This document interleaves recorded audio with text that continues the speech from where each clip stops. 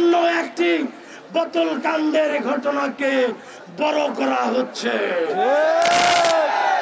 প্রিয় ভাইরা, আপনারা জানেন আমাদের একটি অনাকাঙ্ক্ষিত ঘটনাকে কেন্দ্র করে আমাদের যৌক্তিক দাবির পক্ষে যে আমাদের অবস্থান, সেই অবস্থানকে অন্যভাবে দেখানোর জন্য অনেকে অনেক চেষ্টা করছেন। প্রিয় ভাইরা, আমাদের যে অনাকাঙ্ক্ষিত ঘটনা, সেই অনাকাঙ্ক্ষিত ঘটনার কারণে আমরা জগন্নাথ বিশ্ববিদ্যালয় প্রশাসন এবং শিক্ষার্থীবৃন্দ দুঃখ প্রকাশ করেছি।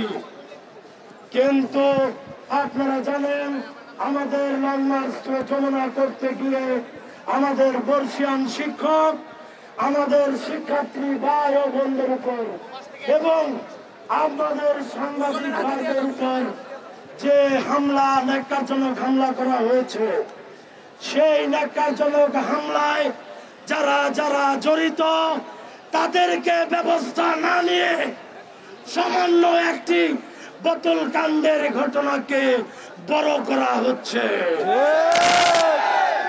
আমরা বলে দিতে চাই, আপনারা অতি দ্রুত যারা আমাদের উপর হামলা করেছে, লাঠি চার্জ করেছে, তাদেরকে আইনের আওতায় আনুন, বিচারের অধীনে আনুন।